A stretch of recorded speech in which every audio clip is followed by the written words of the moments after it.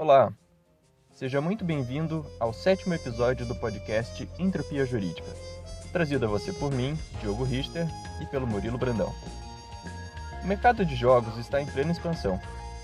Segundo dados da Newzoo, só em 2020, o mundo dos games faturou mais de 120 bilhões de dólares mundialmente, sendo previsto um faturamento de aproximadamente 200 bilhões de dólares no final de 2023.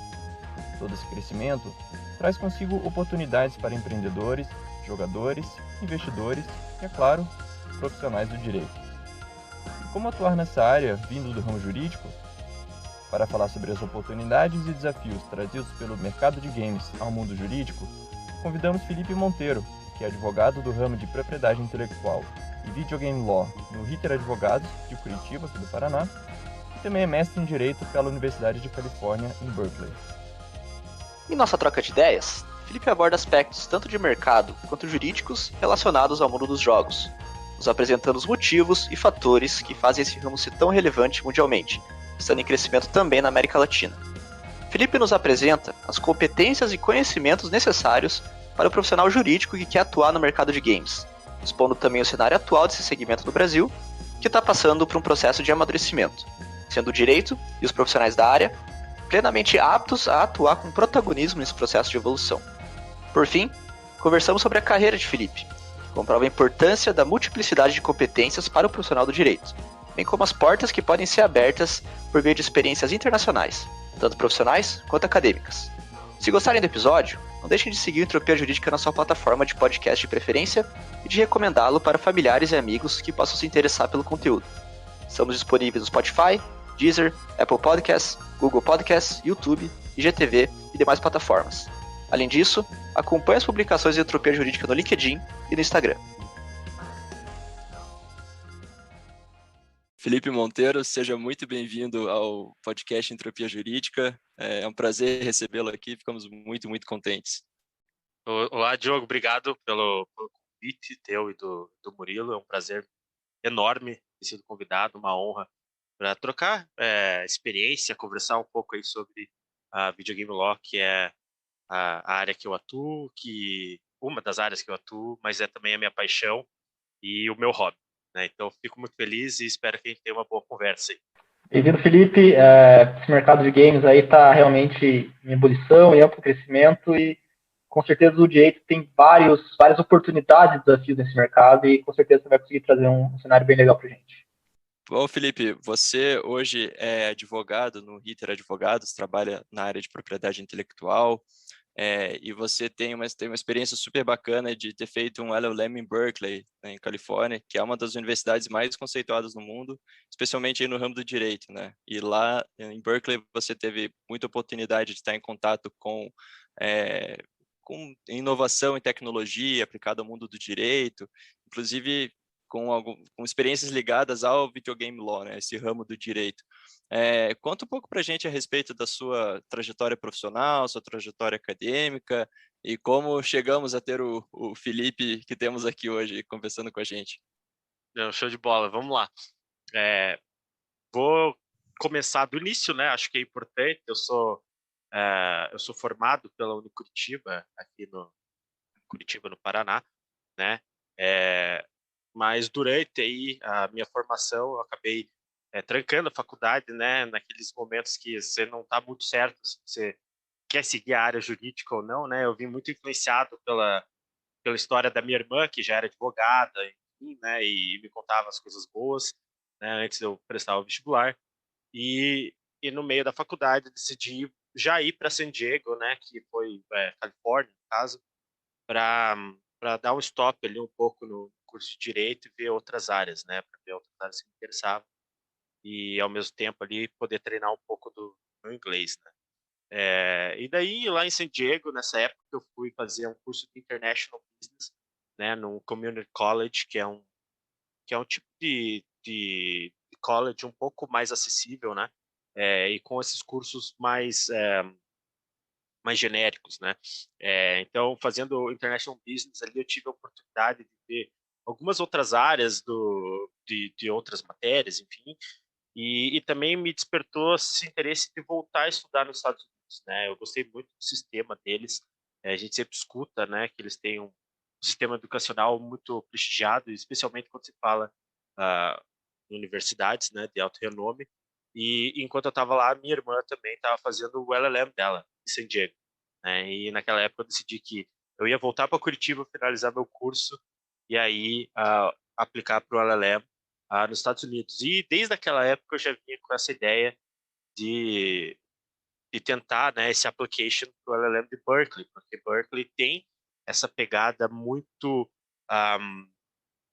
muito para frente, né? Eu diria, eles são bem inovadores, é uma universidade conhecida, né, por ser boa em tecnologia, em direito de tecnologia, intellectual property, então muito inovadora. Então eu sempre quis ir voltar, né, para a Califórnia por conta desse LLM em Berkeley. Quando eu voltei para o Brasil, terminei aqui a minha faculdade na Curitiba, me formei. Um pouco antes de me formar, eu trabalhava, fazia estágio, né, no Vamber Rudolph Vamber, que hoje já não é mais esse nome do escritório, né, se eu não me engano, o escritório que separou, mas eu comecei estagiando lá e depois, por algum tempo, eu trabalhei como advogado, mas pouco tempo, né?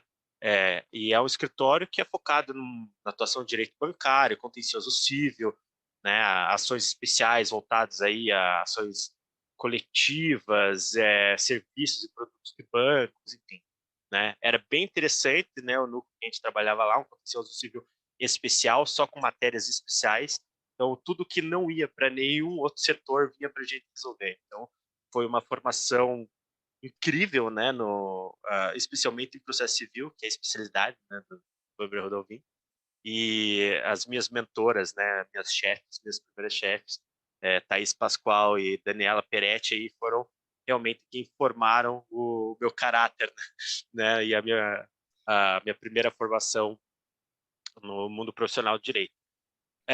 Quando eu decidi sair do Weber Rudolph, foi no momento que eu comecei a pensar em aplicar para LLMs fora, né? Nesse meio tempo, enquanto eu estava fazendo minhas applications, você tem que fazer aí testes de inglês, enfim, recolher toda uma documentação. No meio desse tempo, eu abri uma empresa com a minha esposa, na época também voltada à direita, a famosa startup de direito, né? Chamava Bom Estágio, e a ideia na época era fornecer aí treinamento para estagiários de direito, né? Sofria muito, né, quando estagiário, a gente falou, pô, por que não passar para frente essa experiência prática que a gente teve, enfim, e para outros estagiários, né? Mas bem no meio, quando a gente estava tocando para o estágio, veio minha carta de aceitação em Berkeley, né? Eu apliquei para várias universidades, fui aceito em algumas, não em todas, e felizmente fui aceito aí para ir para Berkeley, que era justamente o que eu gostaria de ir, né? E daí, cara, não teve como pensar duas vezes, sabe? A minha esposa ficou com a empresa aqui, eu acabei indo com esse intuito, né, de cursar o LLM e ainda continuar com a empresa, coisa que não aconteceu, porque era impossível pela quantidade de matéria, de coisas novas, enfim, que a gente tinha que estudar e desenvolver. E foi assim a minha ida para o LLM. Quando eu voltei para o Brasil, aliás, eu terminei meu LLM, eu fui em 2015, terminei em 2016, né? Me formei e logo na sequência eu desci de Berkeley porque Berkeley é bem pertinho de São Francisco, né? Ali no Vale do Silício. Desci para San Diego, onde a minha irmã morava. E a minha irmã já é advogada nos Estados Unidos, né? Tinha lá o escritório dela, atuação solo mesmo. Ela fazia muito direito de imigração, que é uma área bem natural ali de San Diego, por ser uma área de fronteira com o México, Califórnia tem muitos estrangeiros, enfim. E eu entrei no escritório para auxiliar a minha irmã na época também, que ela estava sozinha, né? E atuei um pouco com ela lá nessa área de direito de imigração, que é muito interessante. Tive a oportunidade aí de trabalhar com vistos de atletas especiais, né? Que é aqueles que são os adaptive sports, atletas que não têm uma perna ou um braço, alguma coisa. E isso começou a trazer uma base para também trazer essa área de videogame law. A gente prospectou e trabalhou com alguns jogadores de esportes na Califórnia, né? Legal. E até o tempo que eu tive que voltar para o Brasil, pelo visto que expira, né? O visto de estudante de LLM, você tem um tempo, depois você tem um tempo de estágio. Então, eu fiz esse ciclo completo de estudar na faculdade, concluir o LLM e depois fazer um estágio em algum escritório, e nesse caso foi o escritório junto com a minha irmã. Né? E voltando para Curitiba, eu procurei justamente um escritório que atendesse, né, e fosse especializado em propriedade intelectual, porque foi a matéria que eu mais estudei no meu LLM, né? Ela tem muita sinergia com essa área de Law and Technology e de Video Game Law. Então, procurei um escritório que só fizesse isso, né? E eu fui convidado, né, para integrar o time aí do Ritter Advogados, onde eu estou hoje há pouco mais de 2 anos, né? Como advogado consultivo, estratégico, apesar da gente fazer o contencioso também, mas essa é uma área que fica com outros advogados, e muito para tocar também a área de videogame law do escritório. Muito legal a experiência, como a sua experiência internacional levou você a tomar certos rumos aí de carreira, certos rumos profissionais. E faz todo sentido essa experiência ampla também para o mundo da videogame law, né? Até um ponto aí que que eu e o Murilo vamos tratar aqui mais para frente. Mas para contextualizar, antes de entrar no videogame law em si, eu gostaria que você comentasse um pouquinho sobre o mercado de videogames como um todo, especificamente a respeito do mercado de videogames do Brasil. A gente tem visto muitas transformações recentes, né, aqui no mercado. Agora, na pandemia, em especial, a gente viu um boom do mercado. Está previsto um crescimento de receita, né? Foi previsto um crescimento de receita de 10% em 2020 no mercado de videogames como um todo. A gente fica atrás somente, dentre as regiões do mundo, ficando atrás somente aqui da Ásia Pacífico, né, entre os outros países, as outras áreas que cresceram bastante também nesse meio. E a América Latina como um todo tem 10% de todos os gamers do mundo também, né? A gente tem visto cada vez mais jogos dublados, né, em português do Brasil. É até curioso que muitas vezes nossos colegas, né, de Portugal acabam ficando bravos que não tem tradução para português de Portugal mais. Agora os jogos saem em português do Brasil. E a gente tem visto muitos jogos também agora focados cada vez mais em esportes, né? Se a gente for ver os jogos que estão bombando hoje, eles são todos jogos focados em competição, né? E isso muda bastante também o próprio perfil dos jogadores, né? Não são mais... Antigamente tinha a visão que videogame era coisa para criança, que eram só criança que jogava e tudo mais, e hoje a gente já vê, né, as pessoas que cresceram com videogame evoluíram junto com o videogame, né? Eu acho que nós somos aqui prova viva disso também. Mas os jogos também têm mudado o seu perfil, com esse perfil mais competitivo tem atraído pessoas mais adultas, né? Adultos como um todo, pessoas jovens adultos. E isso tem mudado o próprio perfil do mercado também, né? E por fim, a gente observa aqui também no Brasil um enfoque bastante grande em jogos mobile, né? O mobile acaba sendo o eletrônico que a maioria das pessoas possui, e a gente vê um enfoque bastante grande nesse mercado. Trouxe aqui algumas questões gerais a respeito do mercado de América Latina como um todo, mas gostaria que você comentasse a respeito das suas impressões do mercado de videogames. Se a gente for falar antes, né, a gente vai falar um pouco mais de Latam, Brasil, mas o mercado de games, no geral, né, no mundo inteiro, é um mercado forte, né? Obviamente que é engraçado, que sempre ele parece estar iniciando, porque as pessoas ainda não estão acostumadas com videogame como uma coisa séria, né, entre aspas. Sempre é taxado de joguinho, enfim, mas é um mercado que é antigo, né? Se eu for pegar nos Estados Unidos, o desenvolvimento de jogos vem de muitos anos atrás e existem diversas desenvolvedoras gigantescas na Califórnia e em outras partes dos Estados Unidos e ao redor do mundo também. E também tem, por exemplo, escritórios de direito que focam só em videogame law, né? Aqui no Brasil a gente ainda não tem isso, né? Não existe essa demanda para ter um escritório puramente de videogame law, enquanto nos Estados Unidos já tem alguns, e alguns focados só em esportes, né? Que só tem clientes de esportes, enfim. Mas trazendo para o cenário cenário nacional, sim, o crescimento no mundo inteiro acompanha o mesmo ritmo no Brasil, e o Brasil é um celeiro aí de, de jogadores, tanto casuais quanto profissionais, né?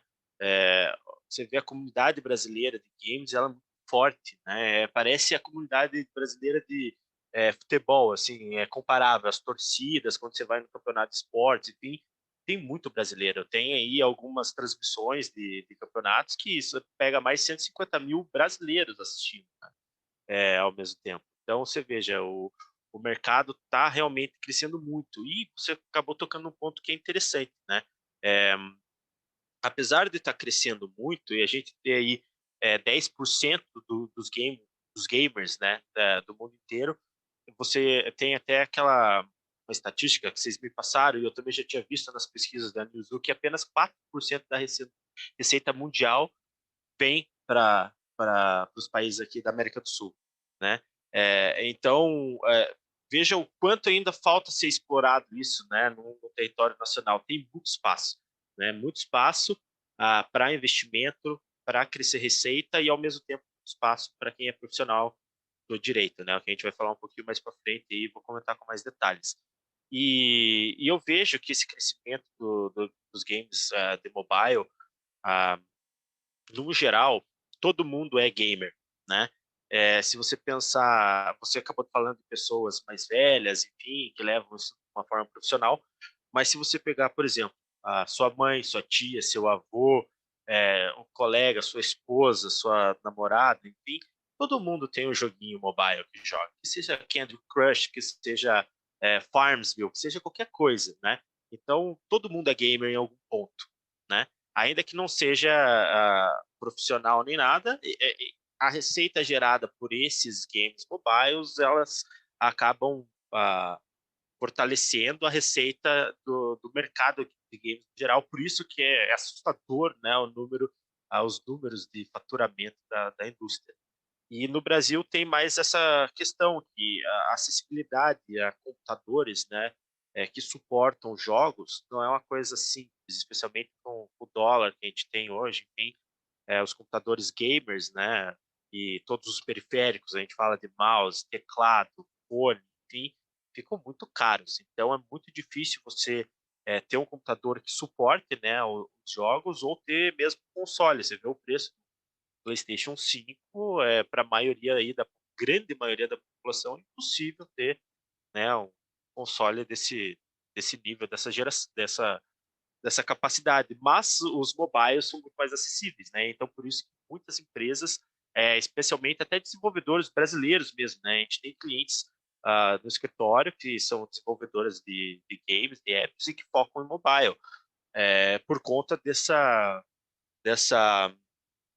possibilidade de atingir a maioria dos jogadores brasileiros. Por isso que Free Fire, por exemplo, estourou, né? Um jogo leve que você joga do próprio celular, enfim. Então eu vejo natural mesmo essa questão do crescimento dos jogos mobile, especialmente nos países com menos condições, por conta de que é muito mais fácil você ter acesso a um celular do que um computador ou um console. Tá?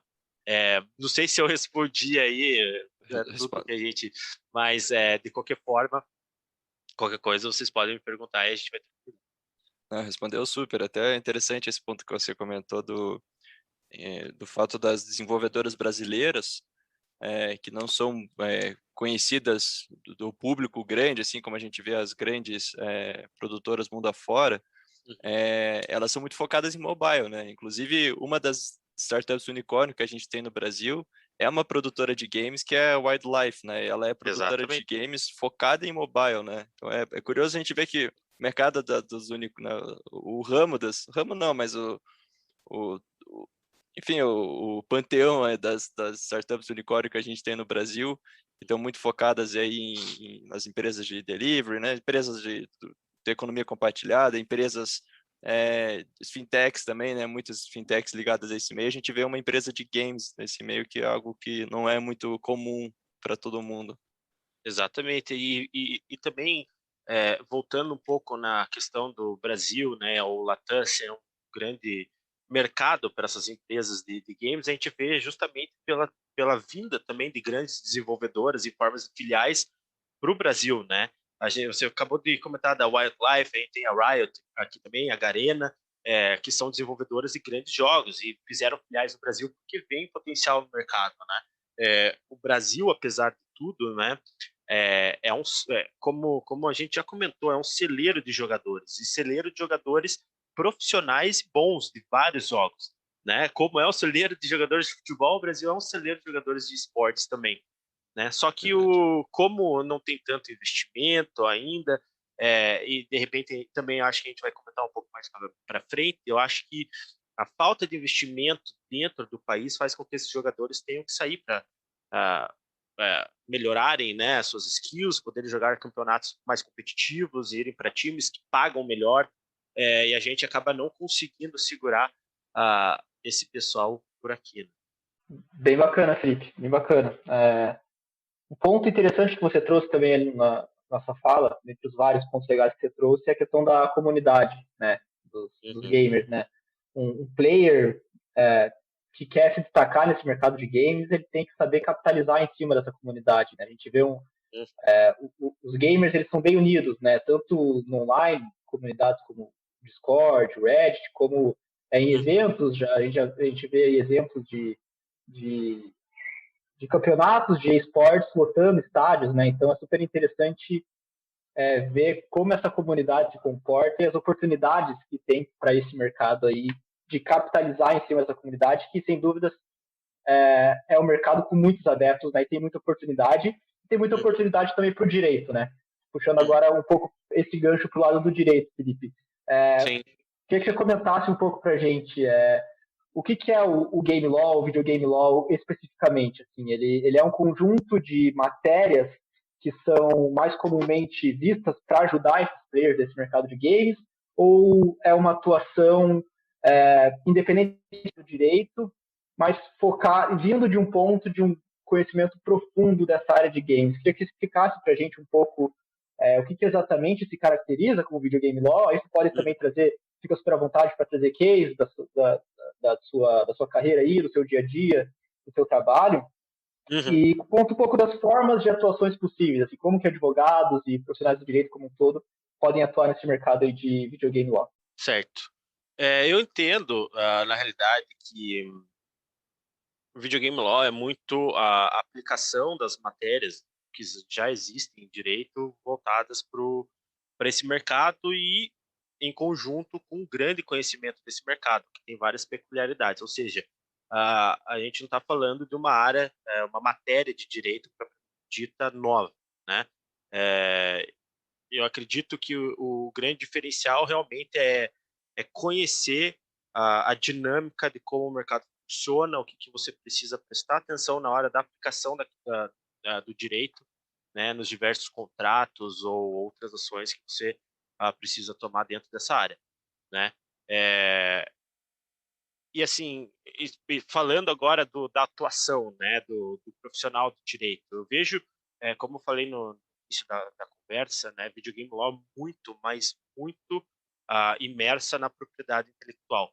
Quando a gente está falando de videogame law puro, né, o videogame law puro, o que eu quero dizer é todos os direitos em volta, né, e que envolvem o jogo de videogame ou de computador, não falando de esportes, que daí é outra seara.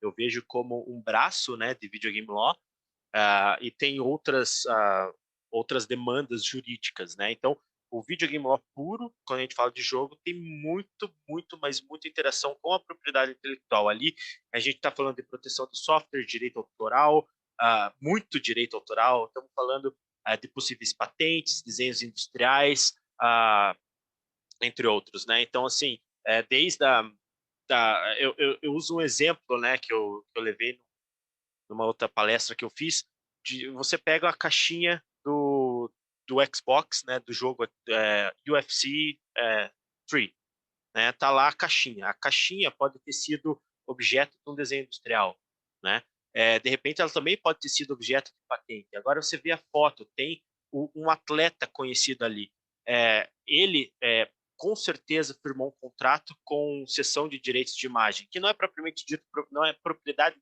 intelectual propriamente dita, né?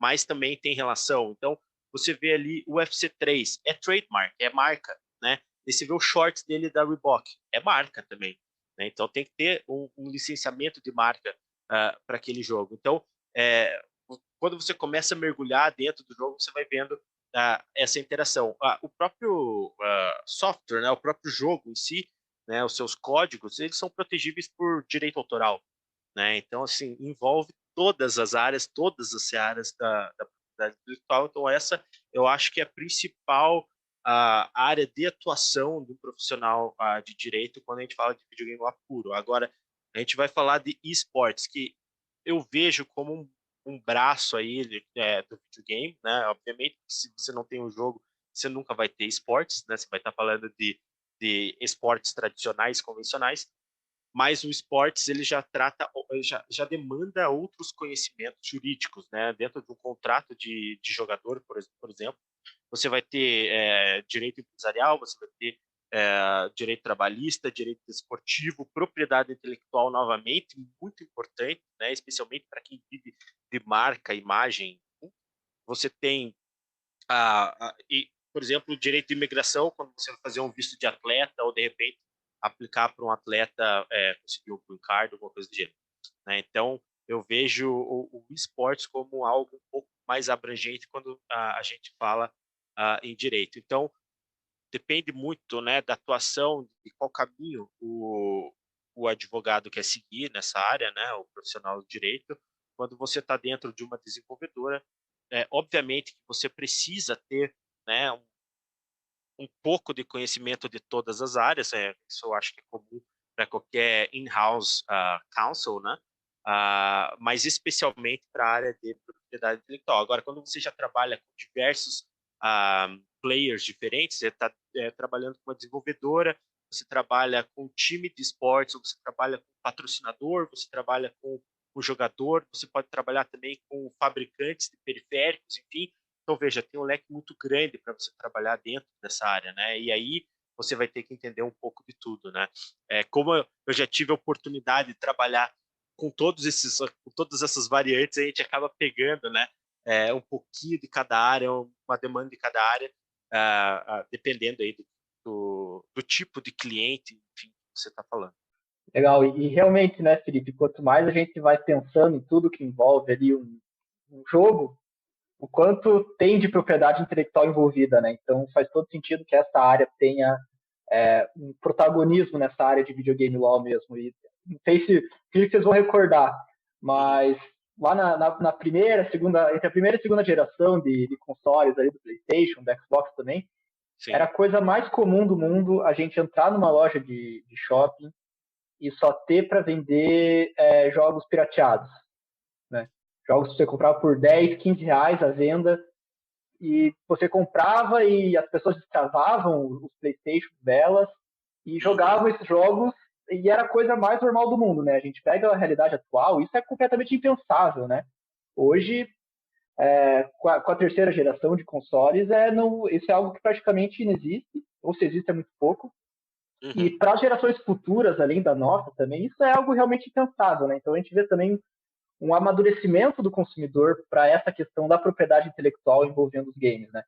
E você com certeza sabe muito melhor que eu, mas eu acredito que o direito teve um papel muito fundamental nesse amadurecimento também, e a própria aplicação ali da propriedade intelectual com certeza teve efeitos muito positivos para esse cenário mudar, né?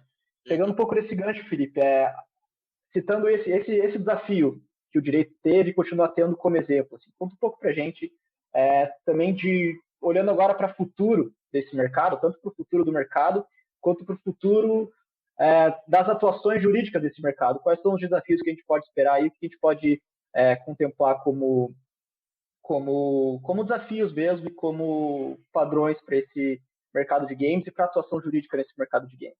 Certo.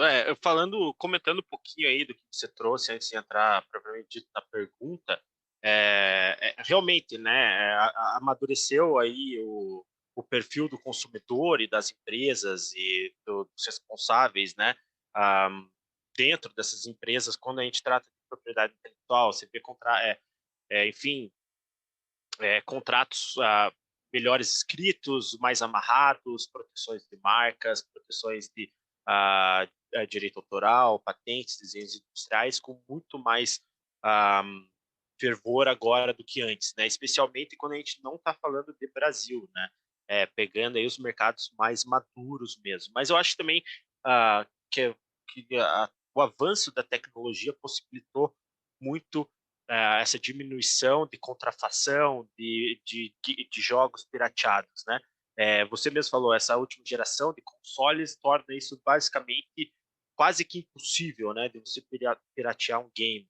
E é verdade, né? Hoje é muito mais fácil você fazer uma denúncia. Por exemplo, eu tenho clientes que a gente faz denúncia através de um programa de proteção à propriedade intelectual do Google. Você faz uma denúncia de que aquele app não é da sua autoria, né? Você não permitiu, na realidade, a criação e o uso da marca, ou enfim, daquele app, da imagem do jogador, e em uma semana o Google pega e retira isso do ar, né? Então fica muito mais fácil você ter que ir atrás de produtos falsificados, né, fisicamente, pegar esses produtos no estoque que está escondido em algum lugar, né? Fica muito mais fácil.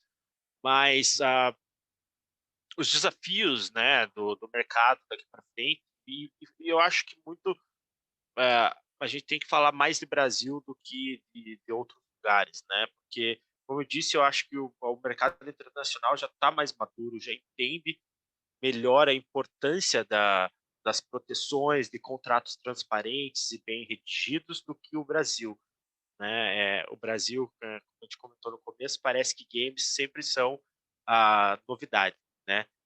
Não é algo que ainda esteja maduro, apesar de, por exemplo, a gente tem jogos que já fazem sucesso há mais de 20, 30 anos, mas no Brasil isso ainda não ficou, não é um cenário completamente profissional como um todo, né? Eu vejo ainda um cenário de desenvolvimento, mas com muitas nuances e características de amadorismo, né? Não sei por que, se essa é uma questão cultural, né? Numa versão por questões jurídicas, são meio chatas mesmo, né? São complicadas, ninguém quer ler um contrato, ninguém quer ler um termos de uso, ninguém quer ler uma política de privacidade até o momento que dá algum problema. Daí você é obrigado, né, a procurar um aconselhamento jurídico para tomar as providências. Normalmente isso é muito mais caro e dá muito mais dor de cabeça, né? Como a gente sempre orienta os nossos clientes, é muito melhor você fazer isso preventivamente de uma forma estratégica, você vai gastar menos e vai ter muito menos dor de cabeça no futuro, caso algo aconteça. E talvez nem venha acontecer porque você já tomou as devidas providências ali de início, né? Mas eu vejo isso no mercado ainda, ele está crescendo, tem muito investimento, mas ainda não tem tanto profissionalismo quando a gente fala juridicamente falando, né? Ainda faltam bons contratos, a gente pega contratos que, sinceramente, não tem muitas lacunas, não são bem amarrados, não desenvolvem com precisão as obrigações das partes. Então, acho que, falando do cenário nacional, o desafio é esse, é profissionalizar juridicamente essas relações, né? Claro que empresas maiores, mais consolidadas, como a gente comentou, Riot, Garena, enfim, a Wildlife e alguns times maiores, eles já têm organizações e organizadores de campeonatos já têm uma preocupação maior com isso e vem tratando suas propriedades intelectuais com seriedade, seus contratos com seriedade. A gente ainda vê muitas organizações de times e jogadores informais e que não têm planejamento jurídico, não tem um planejamento empresarial, e eu entendo que isso é o que acorrenta ainda a falta de investimento no Brasil com relação aos games. Os investidores não se sentem seguros, né, de aportar dinheiro e não ter retorno, não ter uma segurança jurídica de que, se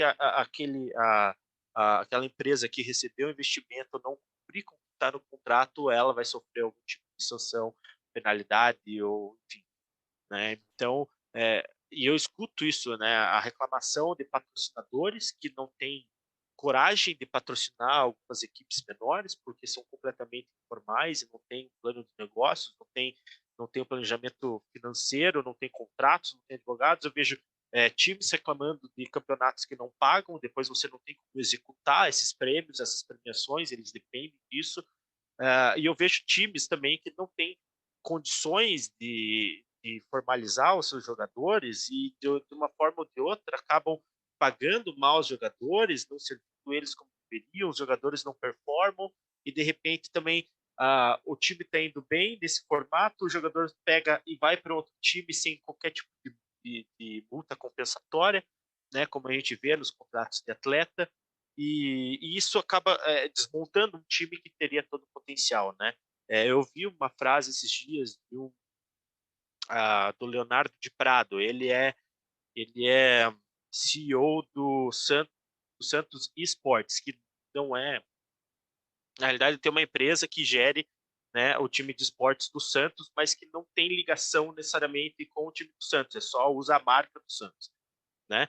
E ele falou que o que levou eles a atingirem o patamar que eles têm hoje foi justamente o valor das multas compensatórias, né, de indenização dos jogadores que foram comprados por outros times. Então eles tinham essa ideia de realmente ser um celeiro, né, um time celeiro de jogadores profissionais bons, e outras empresas virem comprarem e eles ganharem em cima daquele jogador e ao mesmo tempo desenvolver o time deles, né? Então, veja, um contrato bem feito, da forma que ele deve ser feito, acabou sendo a chave para o desenvolvimento do próprio time, né? Então, times que não têm isso acabam que não recebem esse dinheiro, o jogador sai sem trazer nada de volta, enfim, e o time não se desenvolve e acaba falindo. Então, eu vejo que esse é o maior desafio, a profissionalização em todos os sentidos e principalmente jurídica do cenário brasileiro.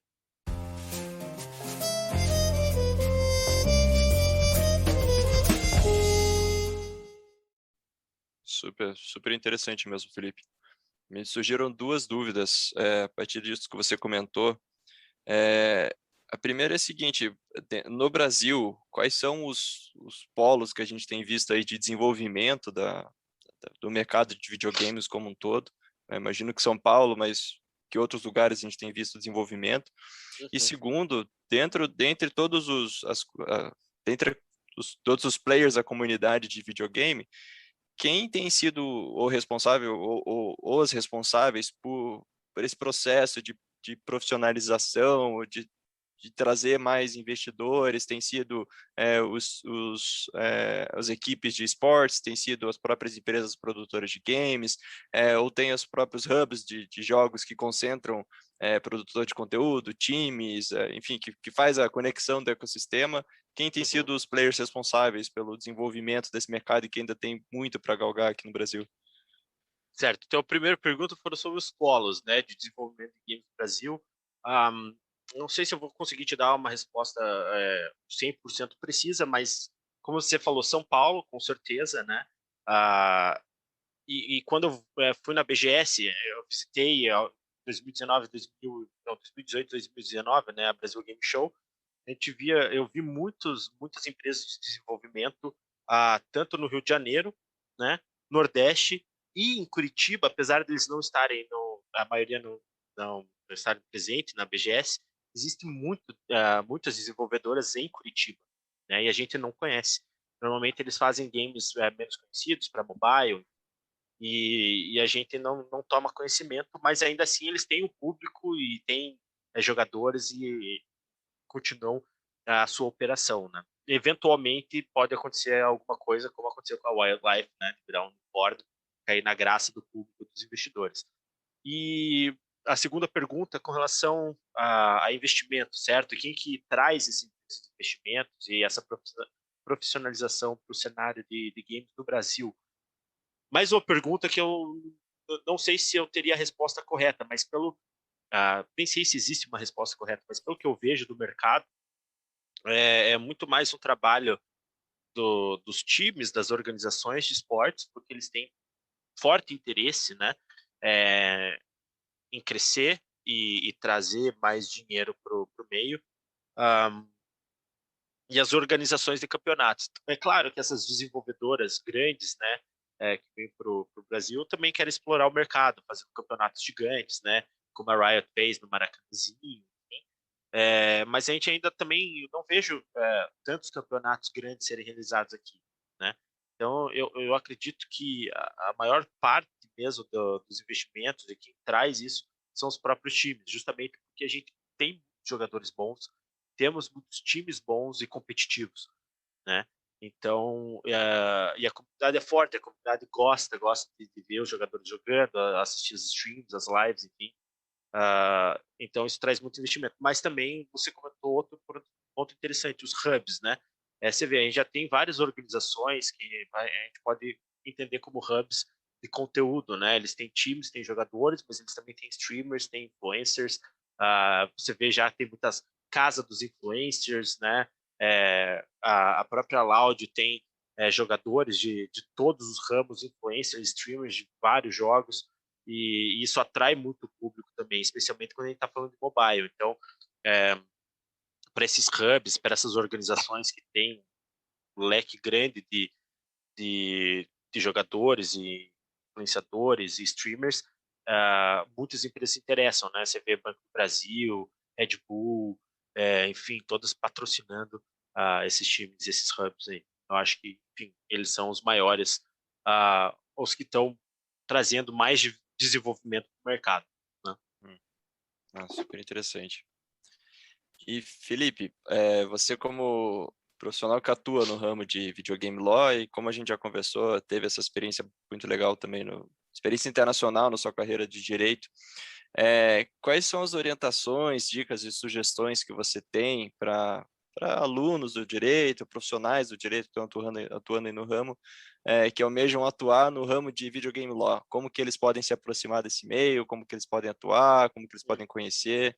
Enfim, quais são suas dicas para essas pessoas? Mas acrescento também essa pergunta, a questão da experiência internacional, que ressalta que é uma coisa muito legal você ter feito o LLM em Berkeley, e muita gente, inclusive eu, por exemplo, tenho vontade de saber mais sobre isso, como quais dicas você dá para quem quer alcançar uma oportunidade de estudo legal como essa.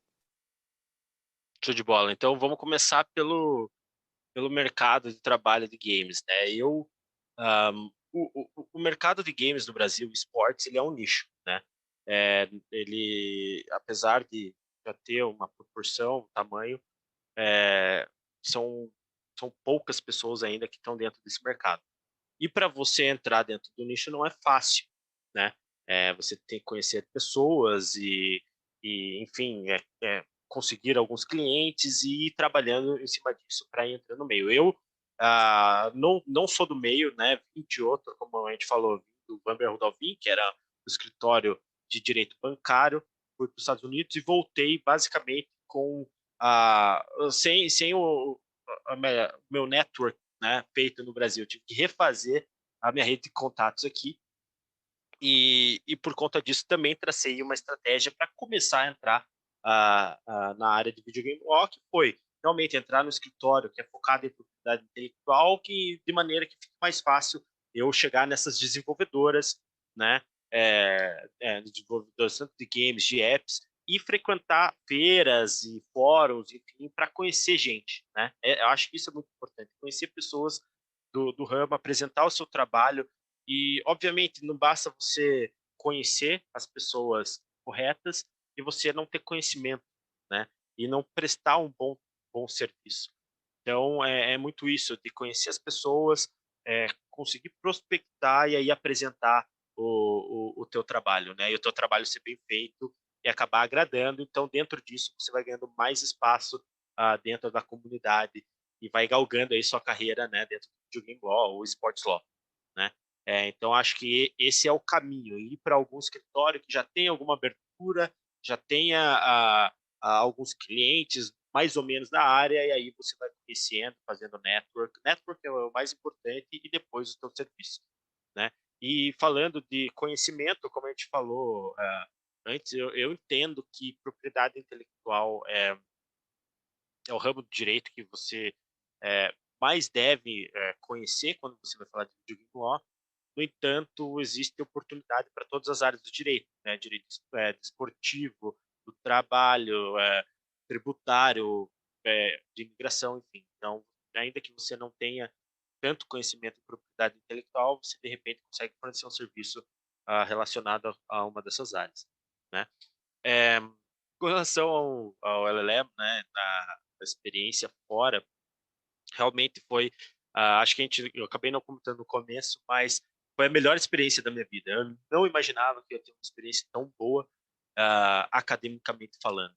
Foi um divisor de águas, né, completamente diferente, o método de ensino e de estudo e apresentação do conhecimento nas universidades dos Estados Unidos, especialmente essas universidades mais conceituadas.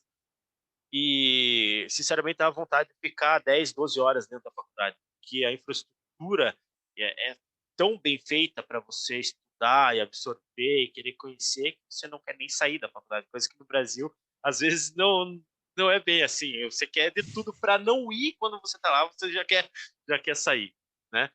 Não sei, pelo menos essa foi a minha experiência, foi a melhor experiência, a melhor decisão que eu poderia ter tomado na época. Mas para quem quer estudar fora, buscar um LLM, um mestrado, eu sei que o momento também não é muito favorável, especialmente por causa do real completamente desvalorizado e ainda estamos em pandemia, né? Não sei se quem está ouvindo no futuro talvez já tenha passado, mas esperamos, né?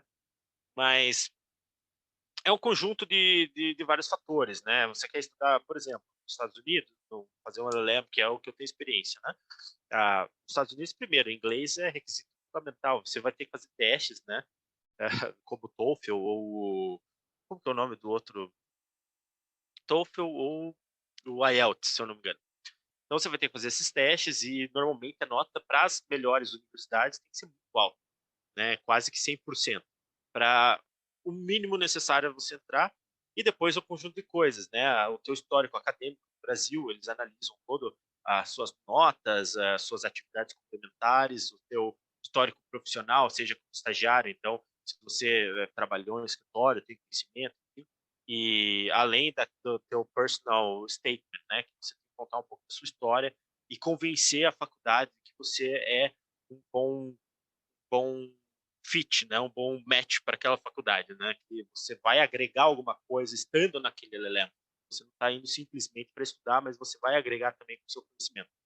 Então, é um conjunto de coisas, mais a questão financeira, né, que normalmente essas faculdades são caras e as oportunidades de bolsas, não, especialmente para direito, não são muitas e não são fáceis também, né? Então, elas são muito concorridas, e tem algumas bolsas que, enfim, vão te dar $15.000, $20.000, sendo que o curso, no geral, só o curso e os materiais, né, nessas grandes faculdades vai ser $65.000, $70.000, né? Então, pensando num cenário atual, basicamente possível, mas na época que eu fui, ou de repente mais para frente, esse cenário melhore, e você pode buscar bolsas nesse sentido, ou mesmo empréstimos estudantis nos Estados Unidos, né? Se você não tem a condição, mas também não é algo fácil, mas é possível. Agora, tem um outro caminho que às vezes é mais interessante, que alguns colegas meus, né, brasileiros do LLM, tomaram, né? Eles estavam em grandes escritórios de São Paulo, Rio de Janeiro, e muitos desses escritórios financiam o estudo, né? Pelo menos 50% do estudo e todos os valores para a pessoa ficar lá, com a condição de que na conclusão do curso do LLM eles voltem e fiquem mais 2 anos, 3 anos no escritório. Então também é um caminho muito bom a se tomar, e de repente já procurar algum escritório ou empresa, né? Eu não tenho conhecimento se alguma empresa faria isso, mas acredito que sim, e que possa financiar os estudos, né, do mestrado do LLM. Então, eu acho que são esses os caminhos. Inglês, primeiro de tudo, o teu histórico, você tem que ser uma pessoa dedicada, profissionalmente falando, agregar alguma coisa para a faculdade, e aí ver a questão financeira, né? Seja do próprio bolso, seja com bolsas ou com algum tipo de financiamento do escritório também. Show de bola, Muito Felipe, legal, show de bola. muito legal. Aqui no Entropia Jurídica, a gente até chove no molhado, assim, para ressaltar a importância de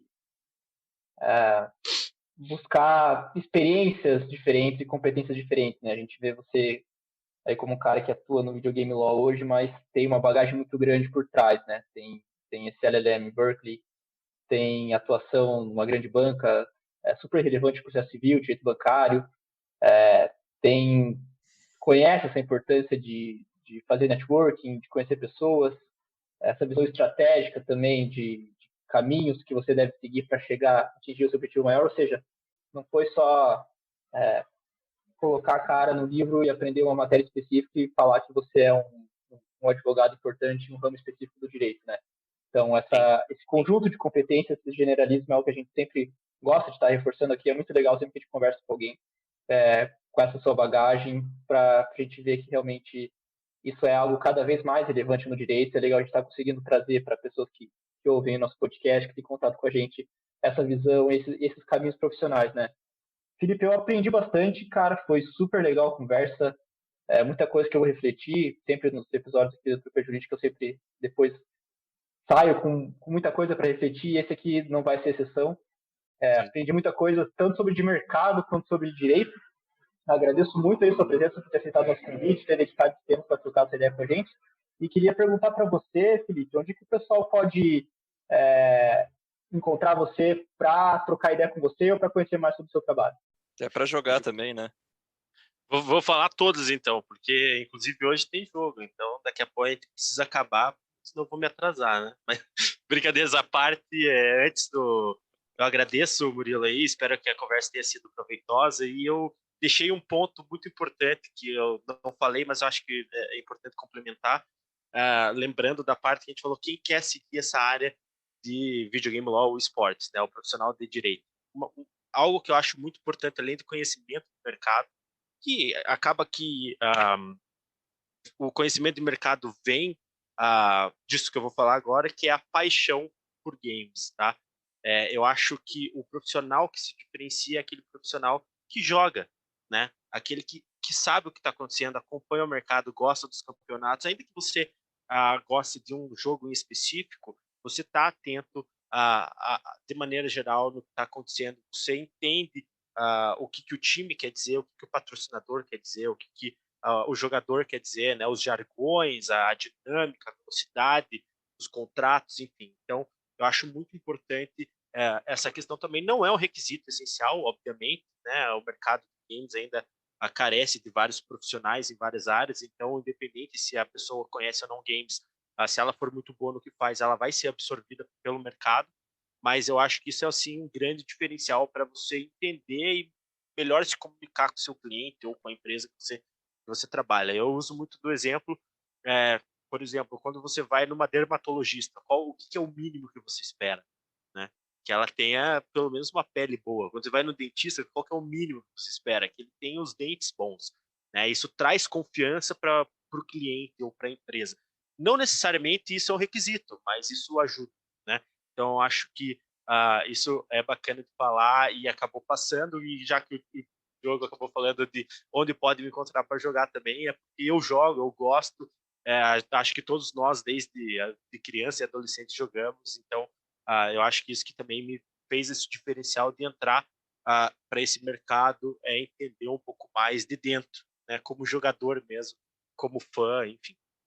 E para quem tiver mais interesse, né, em ouvir, primeiro quem tem interesse em propriedade intelectual, tá? Então, que é mais genérico, às vezes pode ter vários ouvintes aí que gostam de propriedade intelectual, não sabem onde buscar um conteúdo. Eu recomendo o próprio site do nosso escritório, né, ritradvogados.com.br, tem vários artigos envolvendo propriedade intelectual e tecnologia e games também, porque eu também escrevo por lá.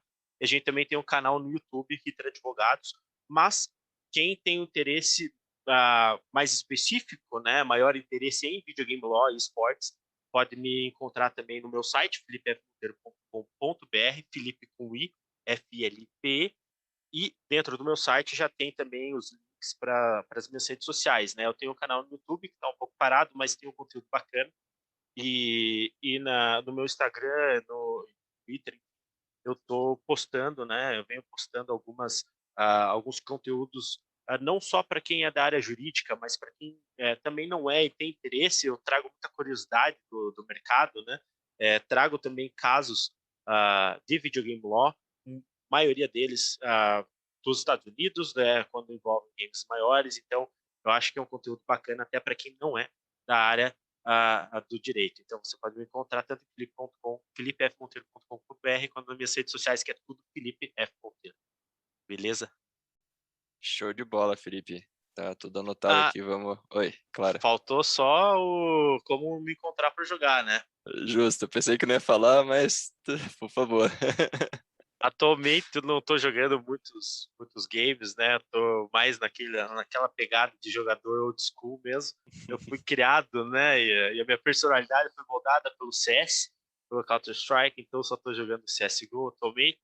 Quem quiser me achar, eu não tenho o meu número da Steam aqui comigo, mas o meu nick, né? É Amor, né? Porque nessa comunidade tem uma comunidade muito tóxica, então eu tento espalhar um pouco de amor aí dentro dos games também. Então não tem como alguém me xingar, porque no momento em que a pessoa vai me xingar, ela vai ter que me chamar de amor, então fica tudo bem, né? Fica um cenário mais amigável. Fechou, Felipe. Cara, eu agradeço muito também sua presença hoje. Reforço aqui as palavras do Murilo, aprendi muito também. Você trouxe um panorama muito legal do mercado de videogames aqui no Brasil. Os desafios, principalmente, ficaram bastante claros e oportunidades, né, para quem quer trabalhar nesse meio. Acredito que esse último ponto que você trouxe a respeito da paixão por games é o principal, né? A pessoa não vai se interessar por isso, ela não vai conseguir entrar nesse meio sem entender de fato como esse mercado funciona e que está se desenvolvendo cada vez mais com cada vez mais players, novas nuances aí, né? Cada dia é diferente, né? Cada dia é uma coisa nova, então você tem que gostar para estar atento, né? Você acaba não fazendo aquilo que você não gosta, como academia ou outro esporte. Se você não gosta, você acaba não indo. Então, a partir do momento que é uma coisa natural, que você tem interesse, você fica cada vez melhor naquilo. Uhum. Beleza, Felipe. Cara, agradeço mais uma vez, muito obrigado pela sua presença e esperamos você numa próxima aí para tratar de vários outros assuntos e desenvolvimento aí do mercado de videogames aqui no Brasil. Diogo e Murilo, eu que agradeço o convite de vocês. Eu espero que a conversa tenha sido bacana, informal, proveitosa, tanto para vocês quanto para os ouvintes do Entropia. E continuo à disposição. É um prazer sempre poder falar, especialmente de videogame, de esportes, né? Não é sacrifício nenhum, muito pelo contrário, é muito prazeroso, especialmente quando é uma forma, numa conversa, como se fosse uma conversa de bar. Então, conte comigo sempre que vocês precisarem. Nosso convidado de hoje foi Felipe Monteiro. Ele é advogado no ramo de propriedade intelectual e videogame law no Ritter Advogados, de Curitiba, e mestre em Direito pela Universidade da Califórnia, em Berkeley. Você pode encontrar mais informações sobre ele ou entrar em contato por meio do site filipefmonteiro.com.br. Link na descrição do episódio. Este foi mais um episódio do podcast Entropia Jurídica, promovido pelo Diogo Richter e pelo Murilo Brandão. Esperamos que tenha gostado do nosso bate-papo com o agente entrópico de hoje. Se gostou do nosso conteúdo, siga-nos no Spotify, nas demais plataformas de podcast e em nossas redes sociais. E também nos recomende para algum familiar ou amigo que possa gostar do conteúdo. Obrigado pelo seu apoio e esperamos você no próximo episódio. Vamos juntos descobrir, a partir da entropia jurídica, como construir um direito mais inclusivo, eficiente e democrático.